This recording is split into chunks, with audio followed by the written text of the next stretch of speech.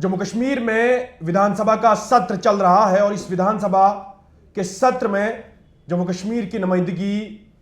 कोशिश जो है वो की जा रही है, नुमाइंदगी जो है वो की जा रही है। लेकिन हमने पिछले 1 से 2 दिनों में देखा कि जम्मू कश्मीर का जो एजुकेशन विभाग है उस विभाग के ऊपर सवालात जो है वो खड़े हुए हैं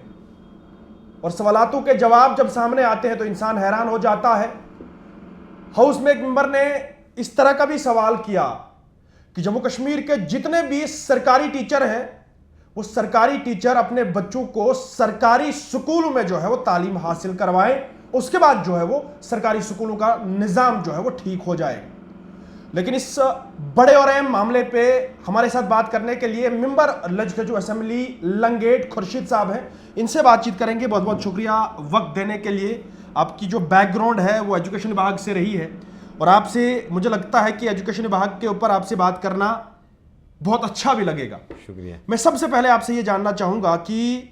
जम्मू कश्मीर की जो नई सरकार जम्मू कश्मीर में इस वक्त काम कर रही है, चुनी हुई, लगभग 7 सालों के बाद जम्मू कश्मीर में विधानसभा का सत्र चल रहा है और सत्र में एजुकेशन विभाग को किस तरह से आप देख रहे हैं और जिस तरह से आपको पता है कि एजुकेशन की हालात इस वक्त क्या है जम्मू कश्मीर में, किस तरह से सुधार लाना है और किस तरह से स्कूलों में जो है वो तालीम मजबूत हो सकती है? देखिए, जहाँ तक आपने जो बात की कि एक मेंबर ने, ऑनरेबल मेंबर ने ये बात रखी हाउस में कि सरकारी उसातिज़ा को जो है उनको चाहिए कि वो अपने बच्चे जो हैं सरकारी स्कूल में दाखिल कराएं। हम तो कहते हैं कि एक कानून आप बनाइए जिसमें ना सिर्फ सरकारी उसातिज़ा को बल्कि आप अफसरान को, ब्यूरोक्रेट्स को, MLAs को, मंत्रियों को, हर किसी के लिए मैंडेटरी बनाइए कि वह हर्ज है कि अगर वो सरकारी स्कूलों में बच्चों को दाखिल कराएंगे और एक सुधार आएगा। हम तो ये तो हमारी पार्टी का मौक़िफ़ है। इनफैक्ट 2014 में भी हमने जो है 14-15 में भी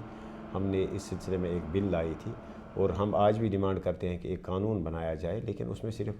आप ये एक्सपेक्ट करें कि सिर्फ सरकारी स्कूल के उसातिज़ा किराम जो है वो बच्चों का दाखिला वहाँ कराएं और सुधार आएगा, नहीं। इसमें जो है ब्यूरोक्रेट्स के लिए भी मैंडेटरी होना चाहिए, MLAs, मिनिस्टर्स या जो भी सरकारी सैलरी लेते हैं उनके लिए मैंडेटरी होना चाहिए, ताकि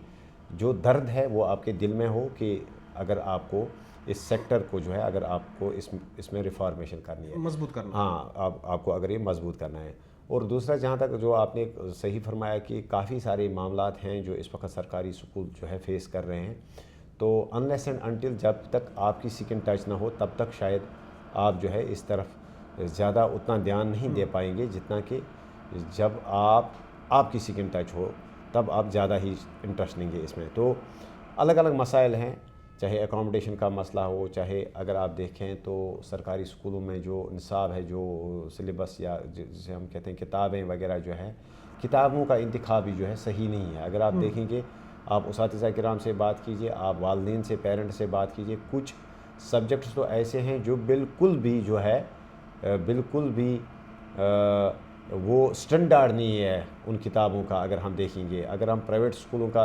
स्टैंडर्ड देखेंगे टेक्स्ट बुक्स का और फिर अगर सरकारी स्कूलों की टेक्स्ट बुक्स का अगर हम स्टैंडर्ड देखेंगे तो काफ़ी खासा फ़र्क है। तो लिहाजा जहाँ किताबों को भी कहीं कहीं तब्दील करने की ज़रूरत है, जहाँ एकोमोडेशन का मसला है, जहाँ जो टीचर्स या नॉन टीचिंग स्टाफ जो स्कूलों में हैं उनको काफ़ी सारे मसाइल हैं, जहाँ हमारे बच्चे को जो है वक्त पर किताब नहीं मिलती है, वक्त पर जो है उसको टीचर जो है मिड सेशन ट्रांसफ़र्स होती हैं, वक्त पे जो है जिस वक्त सेशन शुरू होता है उस वक्त उसके पास टीचर नहीं पहुंचता है, और टॉयलेट्स की कमी है, मैटिंग या अगर हम फर्नीचर देखेंगे फर्नीचर की कमी है, तो काफ़ी सारे मामलात और मुश्किलात हैं। आपने इंफ्रास्ट्रक्चर के ऊपर बात की, लेकिन 2024 में एक रिपोर्ट आती है, उस रिपोर्ट में बताया जाता है कि लगभग 600 से 700 स्कूल जो है वो बंद करने पड़े, मर्द जो है वो स्कूलों को करना पड़ा, सिर्फ इस बुनियाद पे क्योंकि उन स्कूलों में एनरोलमेंट जो है वो जीरो था। एनरोलमेंट जीरो था या एकोमोडेशन की कमी थी। देखिए, इतना ही नहीं है, आप ये देख लीजिए कि जहाँ जहाँ एकोमोडेशन है भी, अगर आप देखेंगे कि यूडाइस पे या जो पोर्टल वगैरह होता है जिस पे हम रिफ्लेक्ट करते हैं कि हमारे स्कूलों की हालत क्या है एकोमोडेशन या इंफ्रास्ट्रक्चर वाइज, तो उसमें ये अगर आप देखेंगे काफ़ी कम परसेंटेज ऑफ स्कूल्स है जहाँ पे एडुकेट या अगर हम फुली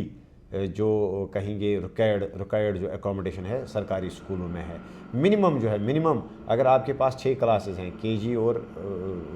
پرائمری کے 5 کلاسز, تو منیمم جو ہے آپ کی ریکوائرمنٹ اس وقت ایک پرائمری اسکول میں ہے کہ آپ کو 6 کلاسز کے لیے 6 کلاس رومز ہونے چاہیے. اگر ایک ہی سیکشن آپ کا ہوگا, آپ کو ایک آفس روم چاہیے, آپ کو اس کے لیے ایک کچن شیڈ یا ایک کوکنگ روم بھی چاہیے. اس کا مطلب ہے 7-8 رومز اگر ایک پرائمری اسکول میں ہوں گے, تب جا کے ہم کہہ سکتے ہیں کہ لیول جو اسٹینڈرڈ ہے, جو ریکوائرڈ جو اکوموڈیشن ہے وہ ایک پرائمری اسکول کو ہے. لیکن اگر آپ دیکھ لیجئے کہ مڈل اسکولز میں بھی ابھی تک جو ہے مشکل سے 4-5 کمرے ایوریجن اگر آپ دیکھیں گے مڈل اسکولز میں ہے. تو یہ انفراسٹرکچر وائز اگر ہم دیکھیں گے اکوموڈیشن وائز جو ہے کافی مشکلات ہے. اس کے بعد اگر آپ ٹیچر کلاس ریشو اگر آپ دیکھیں گے, یہاں پہ اکثر دیکھا جاتا ہے کہ ٹیچر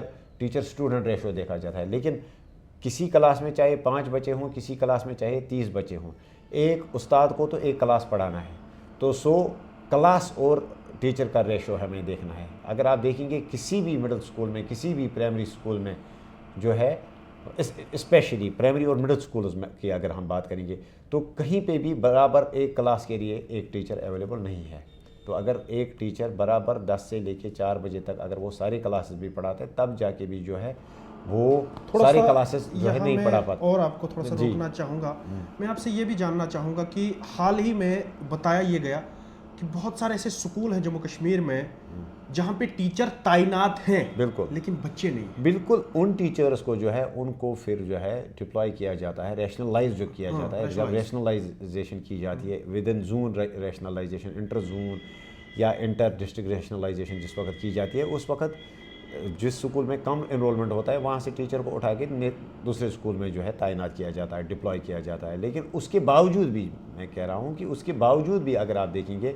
کہ number of schools, number of classes جو ہے وہ برابر نہیں ہے. وہ کافی زیادہ ریشو ہے ان کا ایز کمپیئر ٹو جو آپ کا اویلیبل اسٹاف, جو آپ کا مین پاور ہے, HR جو آپ کا ہے, ٹیچرز کی اویلیبلٹی. تو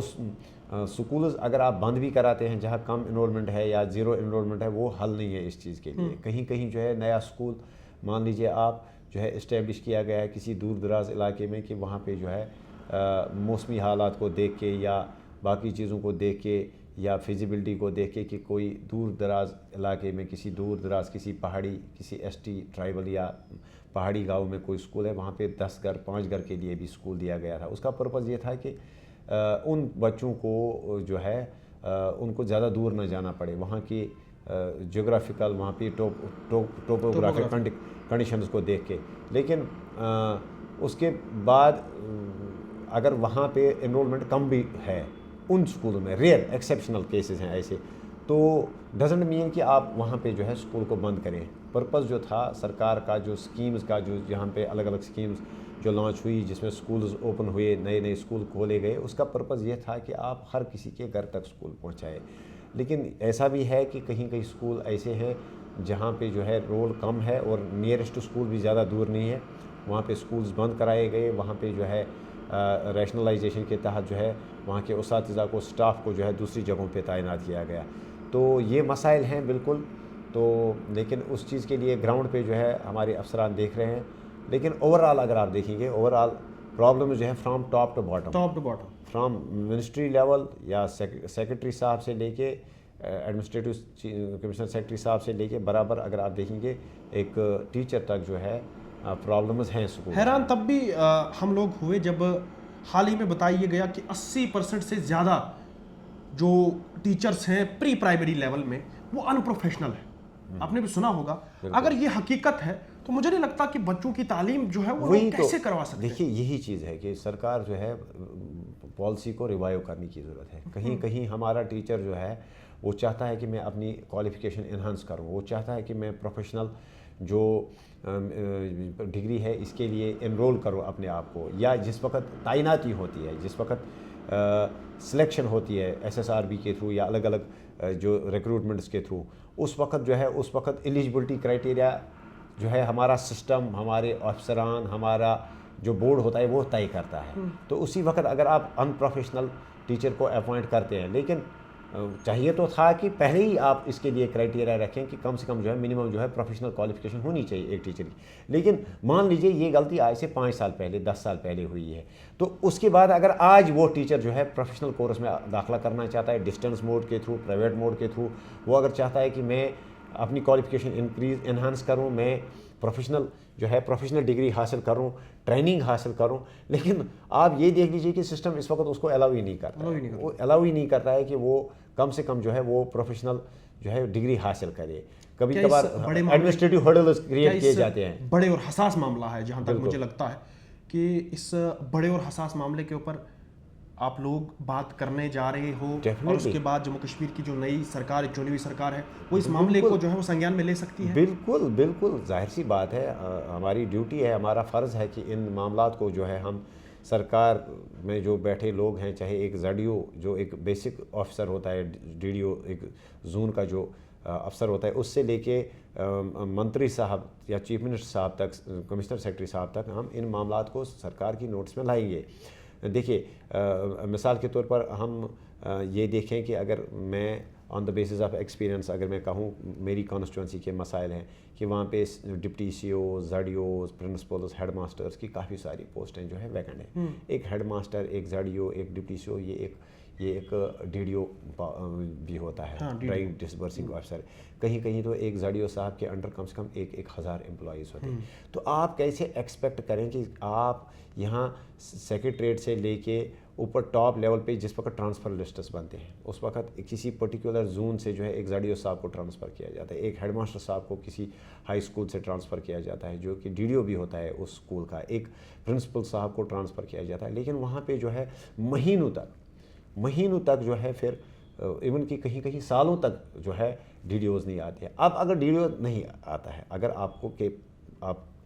کو پرابلمز ہے, اگر آپ کے پاس اویلیبلٹی نہیں ہے آفیسرس کی, لیکن منیمم آپ کو چاہیے تھا کہ آپ وہاں ایڈیشنل چارج جو ہے کسی نیئرسٹ آفیسر کو دے دیں, کسی نہ کسی کو دے دیں, تاکہ آپ کے امپلائی سفر نہ ہوں, آپ کے ٹیچر سفر نہ ہوں. لیکن ان چیزوں کو جو ہے ہارڈلی جو ہے سسٹم میں اوپر بیٹھے لوگ جو ہے, کبھی کبھار ایسا بھی ہوتا ہے کہ ان چیزوں کی طرف ہارڈلی دھیان دیا جاتا ہے, مشکل ہی سے جو ہے ان چیزوں کو مد نظر رکھا جاتا ہے. اس سے کیا ہوتا ہے کہ آپ کا ورک کلچر جو ہے وہ سفر ہوتا ہے. آپ کیسے ایکسپیکٹ کریں کہ آپ کے ایک پرٹیکولر زون میں 500 سے لے کے 1,000 امپلائیز ہیں, خاص کر جس میں زیادہ تعداد جو ہے ٹیچرز کی ہوتی ہے, ان کی تنخواہیں جو ہیں وہ واگزار نہیں ہوتی ہیں, 1-2 مہینے سے جو ہے وہ تنخواہوں سے محروم رہتے ہیں. تو آپ کیسے ایکسپیکٹ کریں کہ وہاں سدھار آئے گا ورک کلچر میں؟ آپ کیسے ایکسپیکٹ کریں کہ وہاں پہ جو ہے اس افسر کو, ڈی ڈی او کو جو ہے وہاں جو نان ٹیچنگ سٹاف ہے, جو صفائی کے لیے ہوتے ہیں, جو چوکیدار ہوتے ہیں, یا آیاز آج کل ہے, یا وہاں پہ جو پیمنٹ ڈسبرسمنٹ آپ کو کرنی ہوتی ہے ایم ڈی ایم کے لیے, اس کے انگریڈینٹس کے لیے, کہ کھانے پکانے کے لیے اس میں جو انگریڈینٹ چارجز ہوتے ہیں یا کوکنگ چارجز جو ہوتے ہیں. تو آپ جب تک آپ ایک سکول میں جو بیٹھے ہوئے کک تک اس کی تنخواہ نہیں پہنچائیں گے, جب تک آپ وہاں جو اس کا جو ڈیلی خرچہ آتا ہے جب تک آپ وہ نہیں پہنچیں گے, تب تک آپ کیسے ایکسپیکٹ کریں کہ وہاں سدھار آئے گا؟ وہاں پہ جو ہے وقت پہ جو ہے بچوں کو, غریب بچوں کو کھانا ملے گا, ان کو وردی ملے گی, ان کو ٹیکسٹ بکس ملیں گی, یا ان کے اساتذہ کرام جو ہے وہ وقت پہ جو ہے اسکول آئیں گے. تو ظاہر سی بات ہے کئی ساری مشکلات ہیں جن کو دیکھنے کی ضرورت ہے, ریویو کرنے کی ضرورت ہے, جو ہم بھی سجیسٹ کرتے آ رہے ہیں. ہم نے گرانٹس کے دوران بھی ان چیزوں کو سامنے رکھا, ہم نے ڈیمانڈ آف گرانٹس کے دوران ہم نے ان رائٹنگ بھی آنریبل منسٹر صاحبان سے لے کے کمشنر سیکرٹری صاحبان کو دیا. ہم نے جو ہے ہم سجیسٹ بھی کریں گے, ہم ہاؤس میں ان چیزوں کو جو ہے اٹھاتے بھی ہیں. چلو, بہت بہت شکریہ وقت دینے کے لیے اور ٹائم کے ساتھ بات کرنے کے لیے. Thank you.